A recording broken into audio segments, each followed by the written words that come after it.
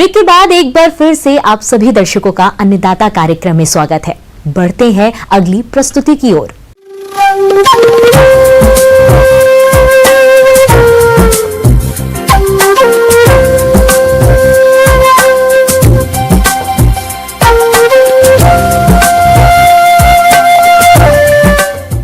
मौसम के अनुसार प्रबंधनों पर ही टिकी है आपकी खेती बाड़ी, इसलिए मौसम पूर्वानुमान और उस पर आधारित साप्ताहिक कृषि सलाह इस प्रकार है।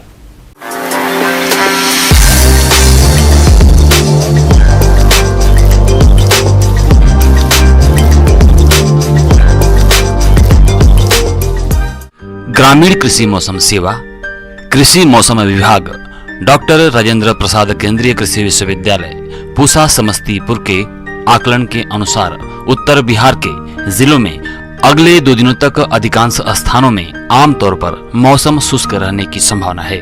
उसके बाद मानसूनी रेखा उत्तर की ओर आने के कारण मानसून सक्रिय हो सकता है, जिसके कारण वर्षा की सक्रियता में वृद्धि हो सकती है, जिससे 20 और 21 जुलाई के आसपास उत्तर बिहार के अनेक स्थानों पर अच्छी वर्षा की संभावना है। पूर्वी और पश्चिमी चंपारण तथा तराई के अन्य जिलों के कुछ स्थानों पर थोड़ी अधिक वर्षा हो सकती है। उत्तर बिहार में वर्षा न होने के कारण बहुत से किसान भाई अभी तक धान की रोपाई नहीं कर पाए हैं। ऐसे किसान जुलाई के आसपास वर्षा की संभावना को देखते हुए रोपाई मध्यम जमीन में करें। धान की रोपाई के समय उर्वरकों का व्यवहार सदैव मिट्टी जांच के आधार पर करें।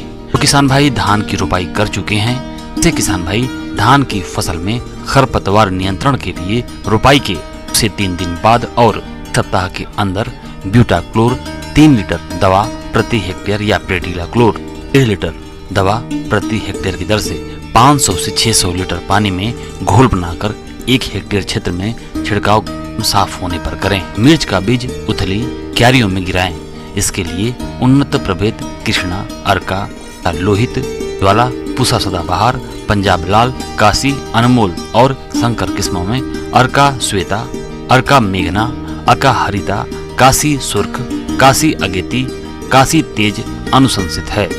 उन्नत किस्मों के लिए बीज की मात्रा 1 से 1.5 किलोग्राम प्रति हेक्टेयर तथा 200 से 300 ग्राम संकर किस्मों के लिए रखें। 50 जमीन में अरहर की बुआई करें। अरहर की उन्नत किस्मों में बहार, पूसा 9, नरेंद्र अरहर 1, मालवीय 13, राजेंद्र अरहर 1 आदि की बुआई करें। बुआई के ठीक पहले उपचारित बीज को उचित राइजोबियम कल्चर से उपचारित करके बुआई करनी चाहिए। सब्जियों में आवश्यकता अनुसार निराई गुड़ाई करें और लाही, सफेद मक्खी और रस चूसक कीटों की निगरानी करते रहें। इन कीटों का प्रकोप दिखाई देने पर बचाव के लिए इमिडाक्लोप्रिड दवा की 0.3 मिलीलीटर मात्रा प्रति लीटर पानी के हिसाब से घोल बनाकर छिड़काव करें।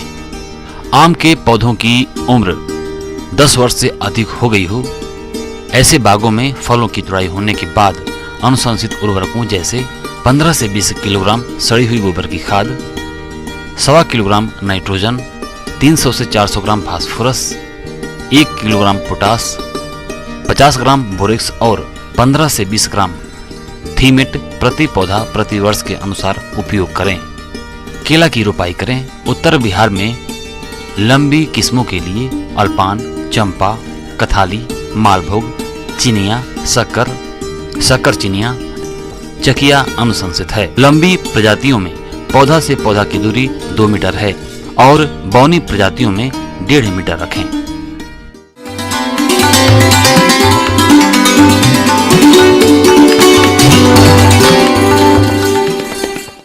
अन्नदाता हेल्पलाइन निशुल्क फोन संपर्क सेवा के माध्यम से आपकी द्वारा पूछी गई समस्याओं में से 1 या 2 महत्वपूर्ण समस्याओं को हम अपने कार्यक्रम में शामिल करते हैं। इसी के तहत आज की चयनित समस्या और उसका जवाब इस प्रकार है। अन्नदाता निशुल्क फोन संपर्क सेवा के माध्यम से पूछे गए प्रश्नों में से आज हमने जिस प्रश्न को कार्यक्रम में शामिल किया है उसे पूछा है ग्राम अगवानपुर, जिला पटना के कृषक पीतम चौरसिया ने। ये गन्ने की फसल में शीर्ष तना छेदक कीट की रोकथाम के बारे में जानकारी चाहते हैं। तो पीतम चौरसिया जी, आपकी जानकारी के लिए प्रस्तुत है कार्यक्रम का ये अंश।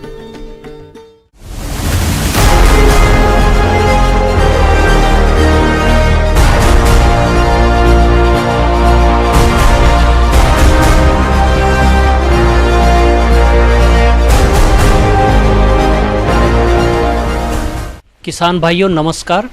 जो गन्ने की खेती करते हैं इस पे विशेष रूप से ध्यान दें कि हम देखते हैं कि गन्ने में कीट और बीमारियों की वजह से बहुत ज़्यादा नुकसान होता है। अगर हम पहली अवस्था में बात करते हैं गन्ने में तो सबसे पहले कीट लगता है। जैसे ही फसल बढ़ती है, बारिश का शुरू होता है मौसम और बारिश से ठंड में गन्ने की फसल पहुँचती है तो वहाँ पे आपको टॉप बोरर और जो स्टेम में हर नोड में एक कीड़ा अंदर एंटर करता है, पिल्लू, और उसकी वजह से आपका जो गन्ने की फसल है उसमें काफी नुकसान होता है। इसका प्रकोप मार्च से नवंबर तक बना रहता है। इस कीट की मादा सफेद रंग की होती है और ये पौधे की दूसरी या तीसरी पत्ती पर बैठी होती है और अंडे देती है और इन अंडों से 6 से 7 दिन में लार्वा निकल जाते हैं। ये लार्वा बहुत तेजी से नुकसान पहुंचाते हैं। ये दूसरी या तीसरी पत्ती के बीच में प्रवेश कर जाते हैं जिससे पत्ती पर एक लाल रंग की धारा बन जाती है।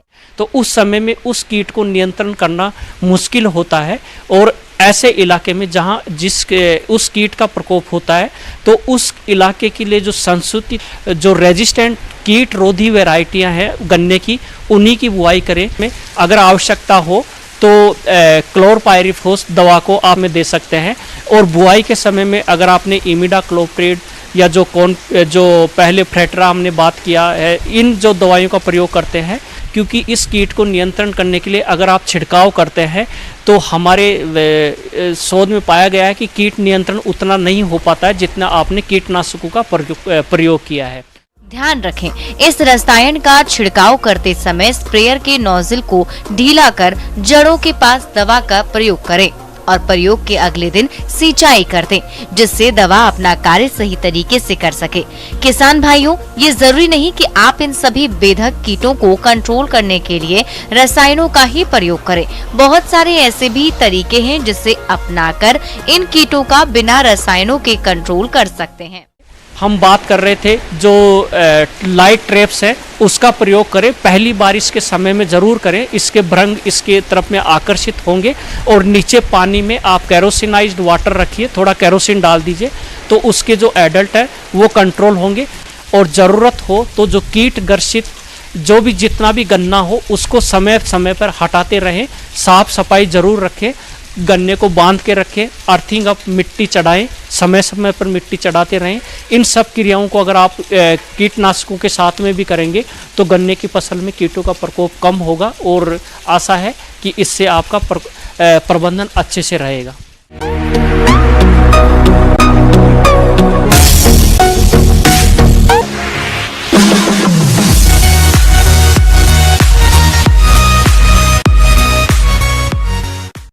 राज्य की विभिन्न मंडियों में कृषि उत्पादों के चढ़ते उतरते बाजार भाव की संक्षिप्त जानकारी इस प्रकार है।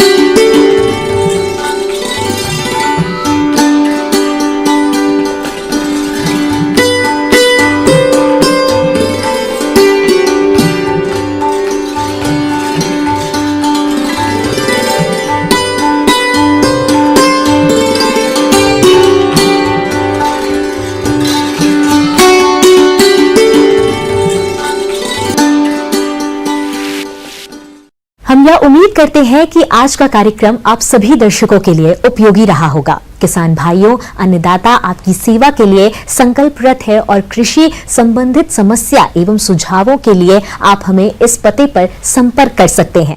प्रोड्यूसर अन्नदाता news 18 Bihar Jharkhand Ramoji film city Hyderabad 501512। साथ ही आप हमें ईमेल कर सकते हैं। हमारा ईमेल है p18annadatabihar@nw18.com। इसके अतिरिक्त आप हमें निशुल्क हेल्पलाइन नंबर 18008892 163 पर सोमवार से शनिवार